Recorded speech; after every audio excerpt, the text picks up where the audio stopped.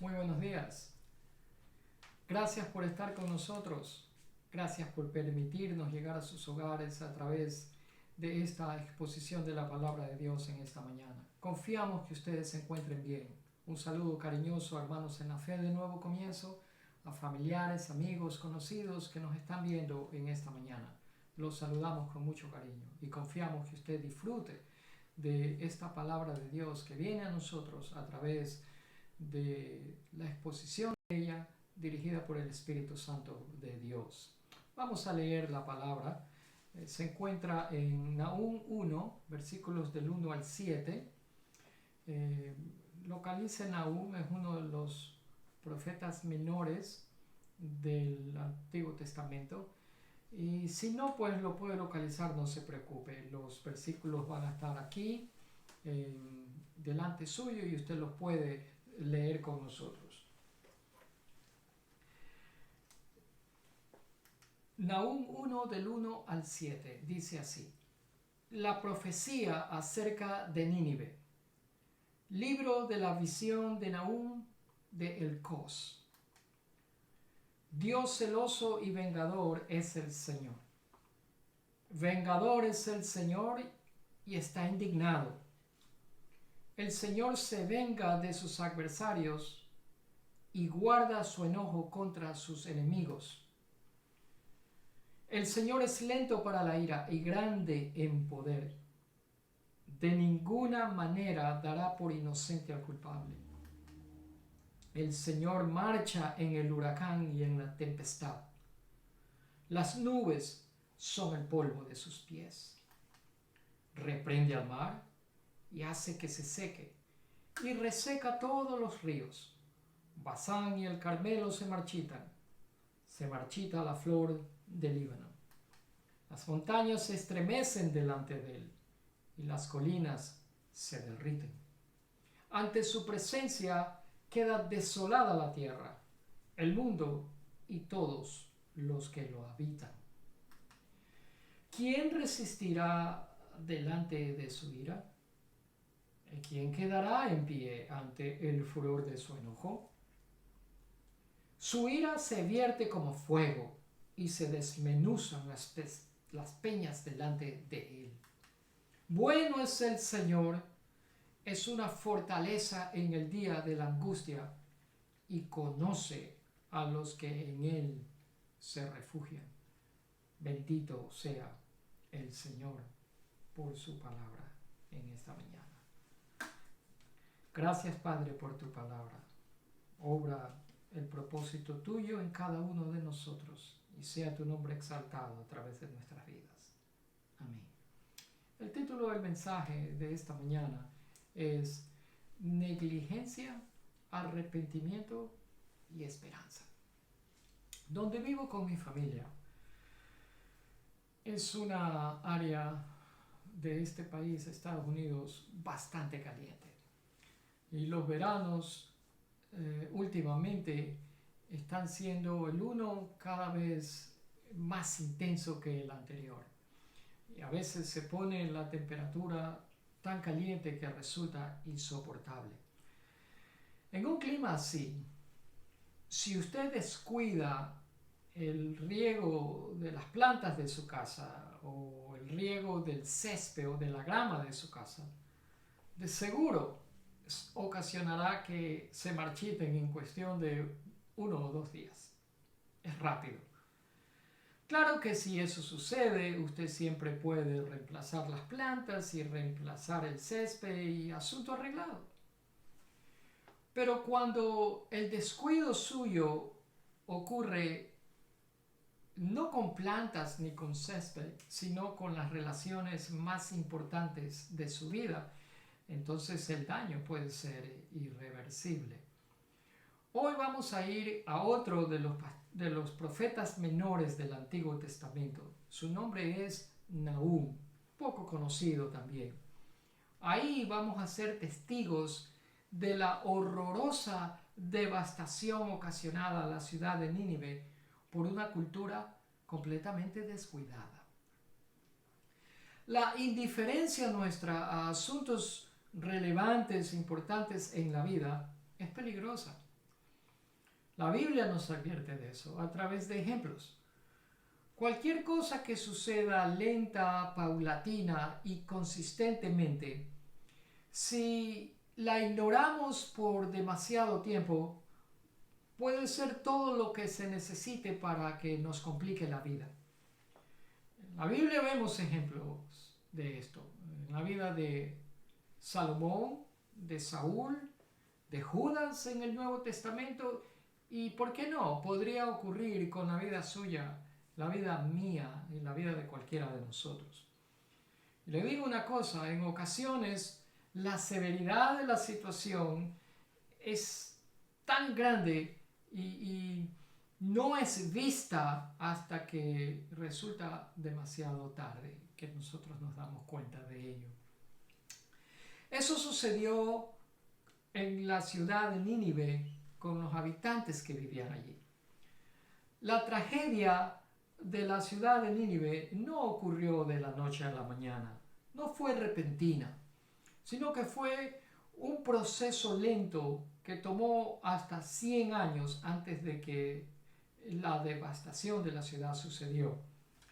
Pero 100 años atrás, otro profeta del Antiguo Testamento, otro profeta menor llamado Jonás, condujo el más grande avivamiento en la historia al ver cómo esta misma ciudad, para entonces quizás con una población de más de 1 millón de habitantes, se arrepintiera al escuchar el mensaje de Dios a través de este profeta.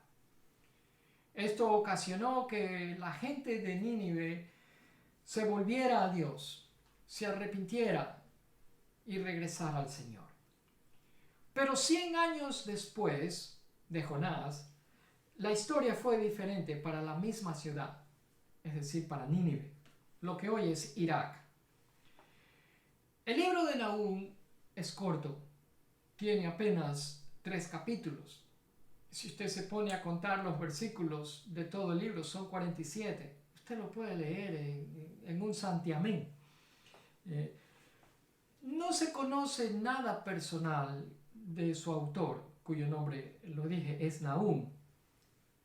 Nahum se menciona muy rara vez en el Nuevo Testamento.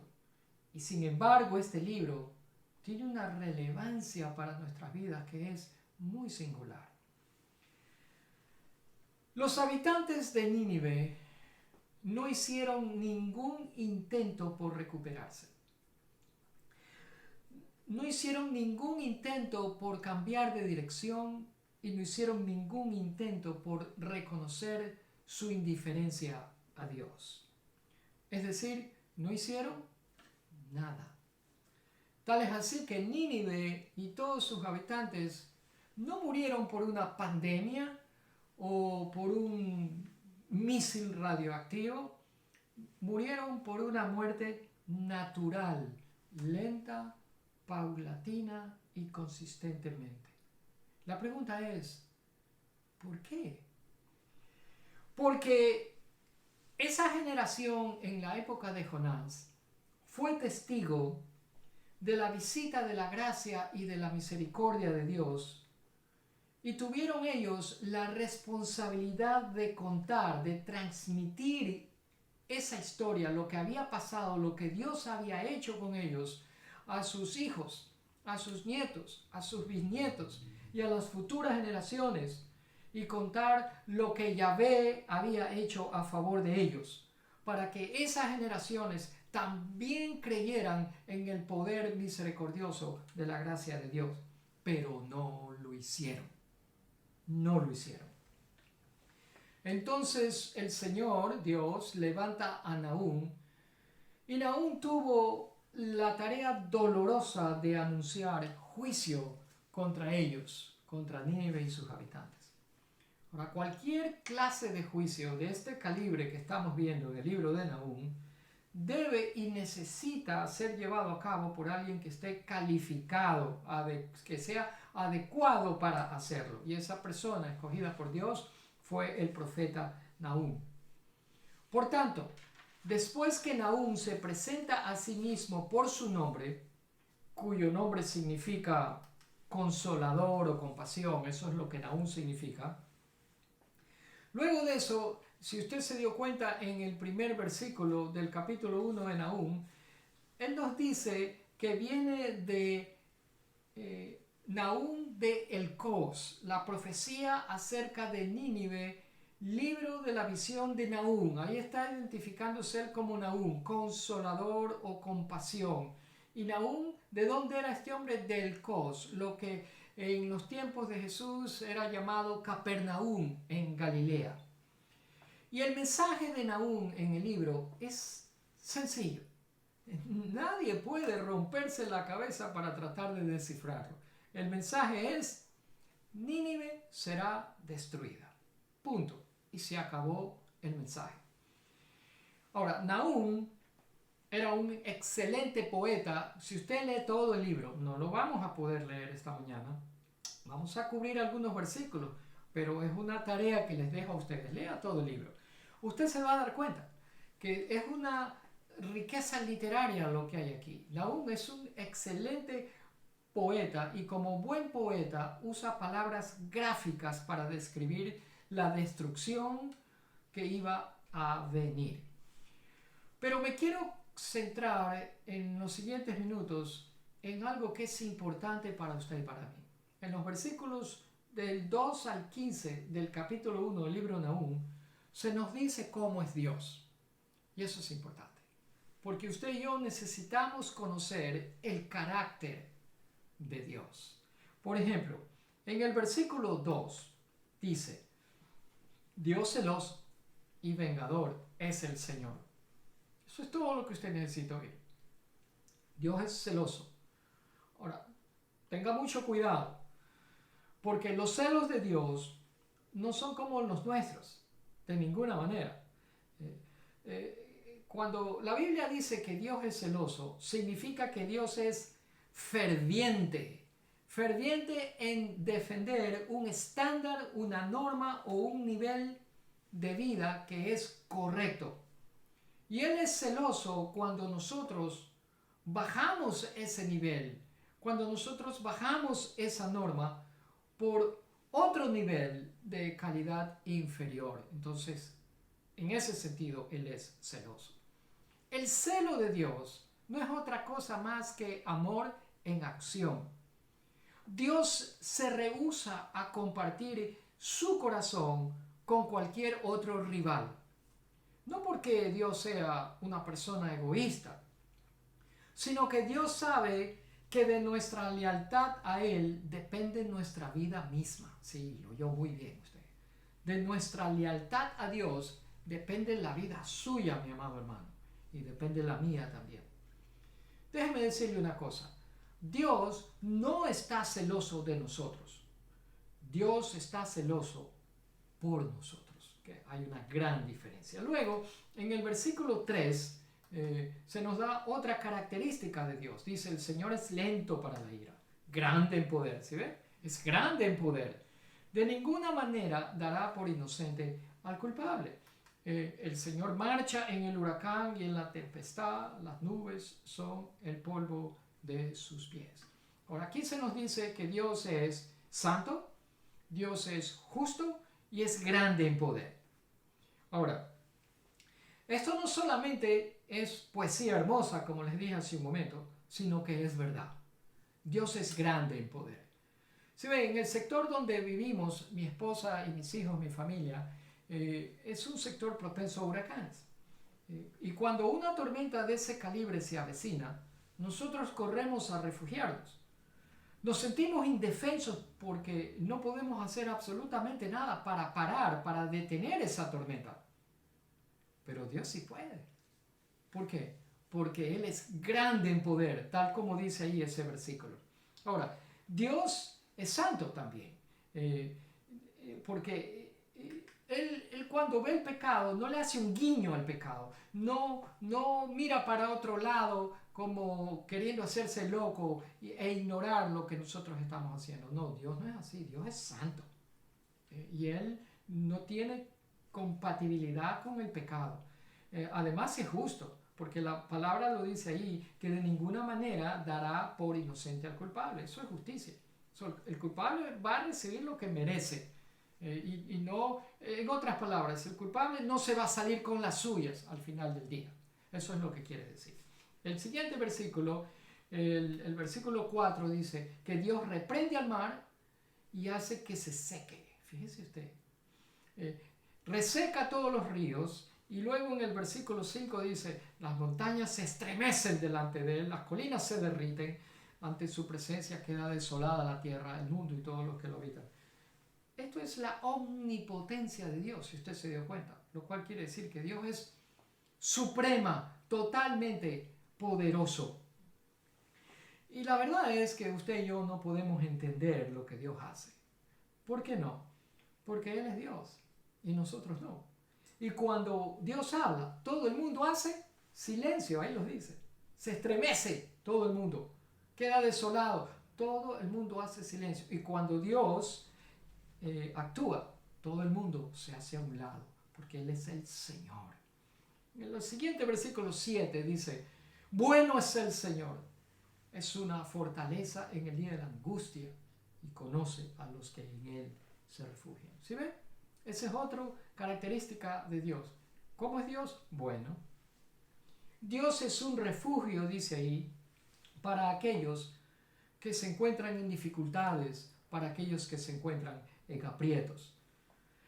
Y dice ahí que Dios conoce a cada persona que se refugia en Él. ¿Se da cuenta? Dios conoce a cada persona que se refugia en Él. Y también dice que Dios siempre está listo y dispuesto para fortalecer a aquellos que tienen miedo a seguir adelante en la vida. Ahora bien, el versículo dice que Dios es una fortaleza en el día de la angustia. Yo no sé a usted, pero a mí esto me da ánimo, porque me recuerda que la angustia es únicamente de un día. ¿Lo lee usted ahí? Es de un día. No es una semana, no es un mes, no es un año. Es decir, que Dios no va a permitir que esa angustia dure un minuto extra en ese día. Hermoso, hermoso, animador. Nos da alivio el saber esto. La idea es que hay un final para todas nuestras angustias. Hay un final para todo nuestro sufrimiento. Hay un final para todas nuestras dificultades que estamos pasando. Aquellos que le aman y confían en Dios pueden ver su bondad. Aquellos que no le aman y no confían, desafortunadamente no pueden ver ni darse cuenta que Dios es bueno, porque cuando les pasa algo le echan la culpa a Dios. Pero el que ama a Dios y confía en su nombre y en el poder de Dios puede ver que Dios verdaderamente es bueno. Y toda persona que se da cuenta que Dios es bueno, haya protección en su fortaleza. Otra versión del mismo versículo es exactamente lo que dice. Bueno es el Señor, refugio en el día de la angustia, protector de los que en Él confían. ¿Sí ve? Si usted reconoce y se da cuenta que Dios es bueno, usted va a hallar protección en la fortaleza de Dios. En el versículo 7 dice también que Dios conoce a los que en Él se refugian. Conocer no solo se refiere al sentido de identificación. Dios me conoce por nombre. Yo sé que soy Javier. Eso es conocer. Sino que esa palabra significa también en el sentido de relación. Confianza implica relación. Usted no puede tener confianza en alguien que usted no conoce. Usted no puede tener confianza en alguien con quien usted no tiene ninguna relación. Dios nos conoce y nos conoce bien. Él conoce nuestras oraciones, nuestras lágrimas, nuestros deseos ocultos, nuestras dificultades, nuestras luchas. Él sabe lo que no somos. Él sabe lo que deseamos ser. Y Él sabe que no somos lo que queremos ser. Él conoce nuestras aspiraciones, Él conoce nuestros anhelos, nuestros gemidos, nuestros deseos secretos, nuestros triunfos, nuestros fracasos. Él conoce todo de usted. todo de mí. Él nos conoce del todo. Él nos dice, sí, sí, Javier, yo conozco todo de ti. Ese es nuestro Dios. Yo no conozco todo de usted, ni usted conoce todo de mí.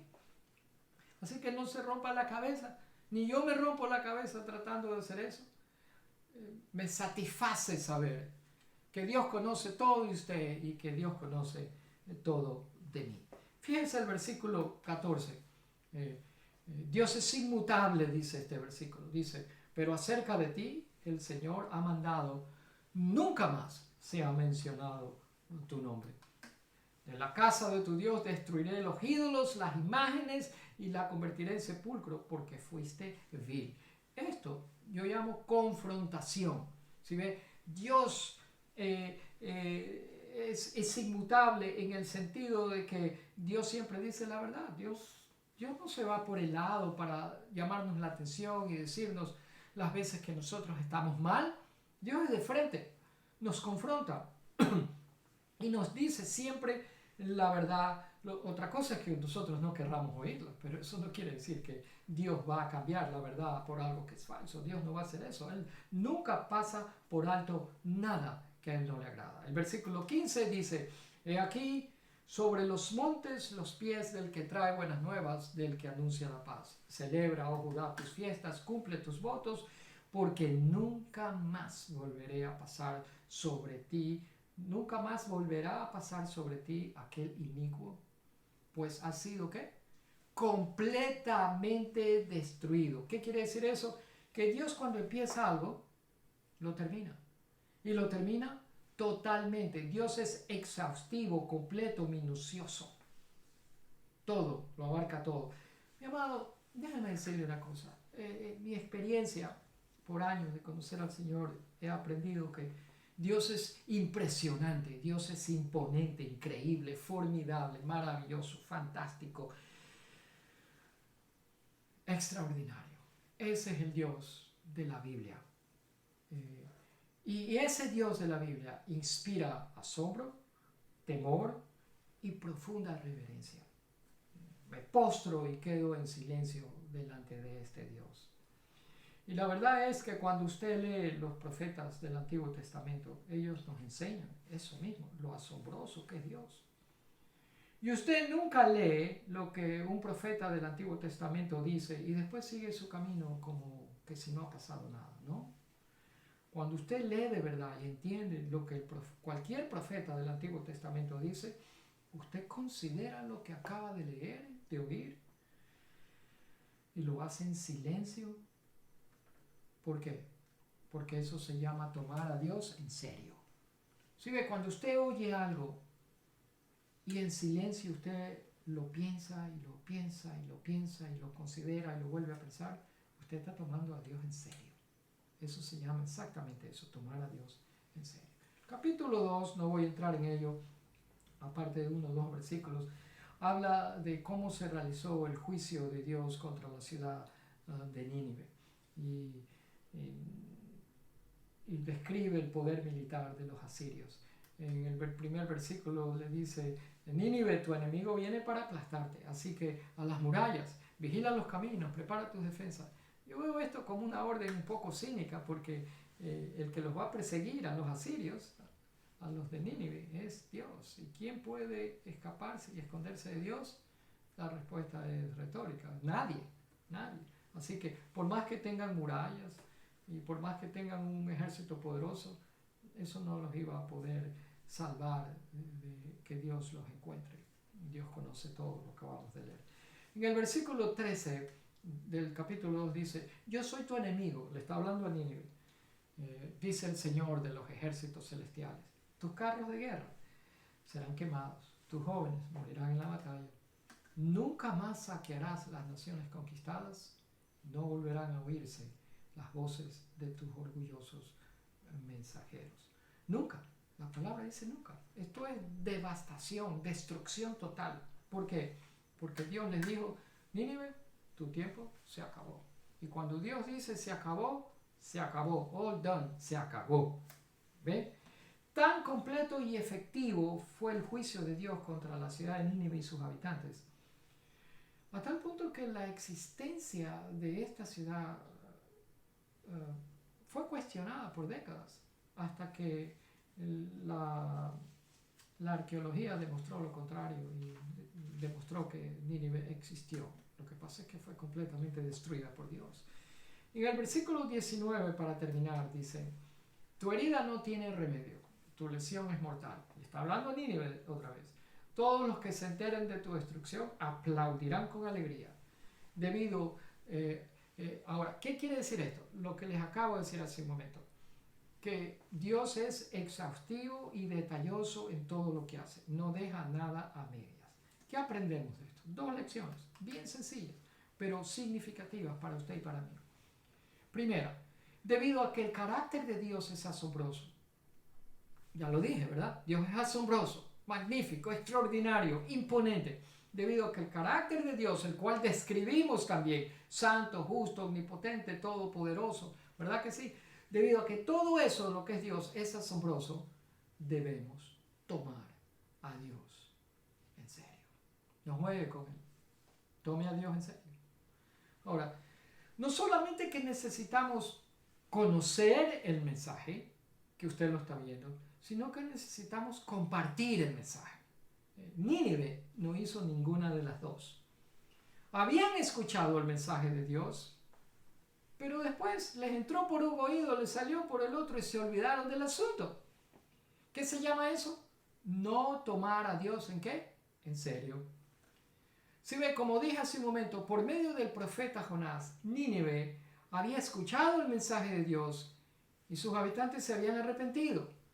Como resultado de eso, el Señor los había perdonado y no los había destruido como se disponía a hacerlo. Pero después de eso, los habitantes de Nínive fallaron en mantenerse en el camino correcto y sufrieron las consecuencias.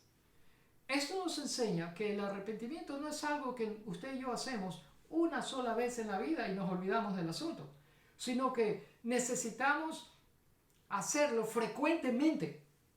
El verdadero arrepentimiento significa que actuamos y llevamos a cabo las promesas de cambio que nosotros hemos dicho que vamos a hacer. Aparentemente, los asirios se arrepintieron porque tuvieron miedo a la destrucción, pero no porque sinceramente deseaban cambiar. Así que aprendemos de ellos para que nosotros no hagamos lo mismo. Por lo tanto, mi pregunta a usted, mi amado amigo, hermano que me escucha, y no importa si usted conoce a Dios o no, esto va para todos. La palabra de Dios es abarcadora, bien comprensiva e incluye a todos nosotros, a los unos y a los otros. ¿Tomamos a Dios en serio? Esa es la pregunta. ¿Lo hace usted? ¿Lo toma en serio? Por ejemplo, cuando usted a través de un mensaje que escucha, ya sea conmigo cada semana o con algún otro predicador o libro que usted lee, y usted descubre un nuevo principio bíblico ahí en la palabra de Dios, ¿qué hace usted con ese principio bíblico? Esa es mi pregunta. ¿Qué hace? ¿Lo adquiere como otra información más? ¿O usted aprende a practicarlo y a tal punto que llega a ser un maestro de ese versículo, de ese principio, de esa verdad que usted aprendió? El asunto es si usted está aplicando, viviendo y compartiendo lo que usted está aprendiendo. Ese es el asunto. Eso se llama tomar a Dios en serio. La segunda lección que aprendemos es que debido al poder sobrenatural de Dios, y los versículos anteriores lo describieron, tormentas, dice que las nubes son el polvo de los pies de Dios. Eso es poesía. Pero Dios, debido a ese poder grandioso de Dios, sobrenatural, debemos temerle con reverencia. ¿Sí? La gente no le gusta oír esto, de eso de temer con reverencia. Porque la perspectiva que ellos tienen de Dios es de que Él es alguien que ellos creen que pueden manipular a su antojo. Pero cuán equivocado están. Dios no se deja manipular. Dios nunca se va a dejar manipular de nadie. Eso es una necedad pensar eso. Quiero decirle esto. En la presencia de nuestro Padre amoroso encontramos consuelo y encontramos refugio. Porque cuando estamos en la presencia del poder sobrenatural de Dios, estamos literalmente en los brazos de Dios, los cuales nos sostienen en momentos de prueba, de sufrimiento y de dificultad. Es más, el libro de Deuteronomio dice precisamente eso. Tu Dios sempiterno es tu refugio. Por siempre te sostiene entre sus brazos. Dios nos sostiene. Cuando usted está en la presencia de Dios, Dios lo sostiene entre sus brazos. Se ve la nación de Judá, en el libro de Nahum, con las justas había sobrevivido los ataques del ejército asirio. Ya sus parientes del reino del norte de Israel ya habían sido desaparecidos. Asiria los había destruido. Y la gente de Judá vivía en un constante miedo y terror de ser invadida. Tal así como lo que está pasando en Ucrania contra los rusos que quieren invadirlo. Hay terror, hay miedo de posible inminente invasión. Y el enemigo, en este caso el ejército asirio, era indiferente al sufrimiento de la población de Judá, porque era bien conocido por su crueldad y por su opresión. Pero Nahum fue el profeta que Dios levantó para traer consuelo y esperanza en tiempos de dificultad. Y quiero hablarle con todo el corazón a usted que me escucha. Quizás usted en este momento está pasando por tiempos de dificultad. Periodos de angustia a causa de un opresor que lo amenaza constantemente y usted vive atemorizado, con miedo, con incertidumbre. Y yo le pregunto, amigo, hermano que me escucha, ¿cómo se llama su opresor? ¿Cuál es su opresor? ¿Qué lo acosa en estos momentos? ¿Qué lo aprieta en estos momentos? ¿Qué lo angustia? ¿Acaso es incertidumbre en su salud? ¿Acaso es falta de trabajo o incertidumbre en su trabajo? ¿Acaso es su economía o problemas familiares? ¿Acaso es su futuro a corto y largo plazo? Las palabras de Nahum a la gente de Judá fueron con el propósito de levantar los corazones oprimidos de ellos, de darles ánimo y de abordar las dudas que ellos verbalmente ni se atrevían a pronunciar. Y quizás ese es su caso también, porque a veces tenemos miedo hasta de expresar nuestras dudas y nuestros temores. Pero Nahum las aborda y les da ánimo y les da esperanza. Nahum empezó recordándoles a los habitantes de Judá que estaban siendo oprimidos por este ejército asirio que Dios es un poderoso refugio en días de angustia. Y eso nos recuerda la palabra en esta mañana para la vida suya y la mía también. Nahum les dijo a los habitantes de Judá que Dios se iba a encargar de esos crueles opresores del ejército asirio que estaban cercando a la nación de Judá y que muy pronto ellos iban a alcanzar alivio y Dios los iba a llevar al descanso prometido. Y déjeme decirle, amigo, hermano que me escucha, que Dios va a hacer lo mismo con ustedes y con nosotros también. Simplemente confíele y créale. Alabado sea nuestro Señor. Incline su rostro para orar.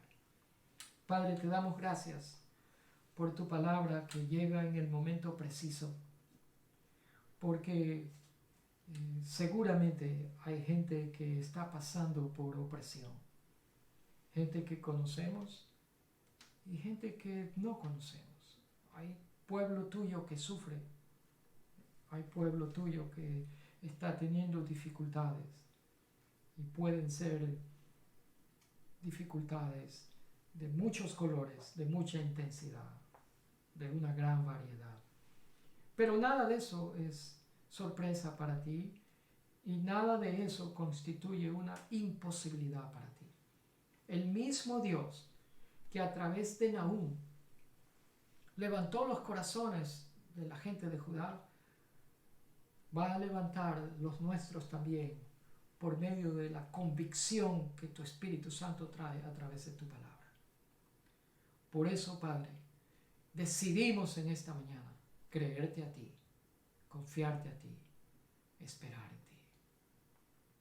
Gracias por tu palabra, Señor, que nos da ánimo, consuelo y esperanza.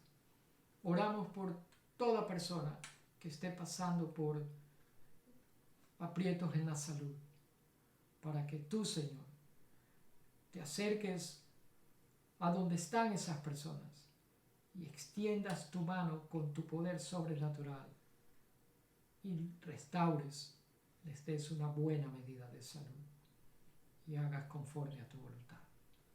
Señor bendito, oramos por toda persona que esté pasando por depresión, por angustia, por ansiedades, por incertidumbres, por inseguridades, para que tú los afirmes, Padre, para que tú les des una muestra de tu gracia y de tu misericordia y los saques adelante, los sustentes con tus brazos y los pongas en alto sobre una roca y en un lugar espacioso.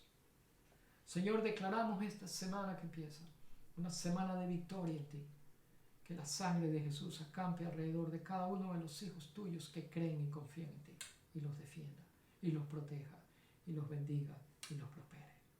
Te damos gracias, Padre. Bendita y alabada sea tu palabra. Bendito sea tu nombre.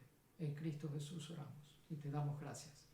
Amén y amén y amén. Una vez más, gracias por haber estado con nosotros. Gracias también porque usted está compartiendo el enlace con personas que usted conoce y de seguro se beneficiarán también de escuchar la palabra de Dios. Con la ayuda de nuestro Señor esperamos verlos el próximo domingo. Gracias por su buena voluntad y la fidelidad que ustedes tienen de estar con nosotros domingo a domingo. Que tengan una excelente semana. Mi familia y yo los bendecimos desde acá en el nombre de Jesús. Dios los bendiga.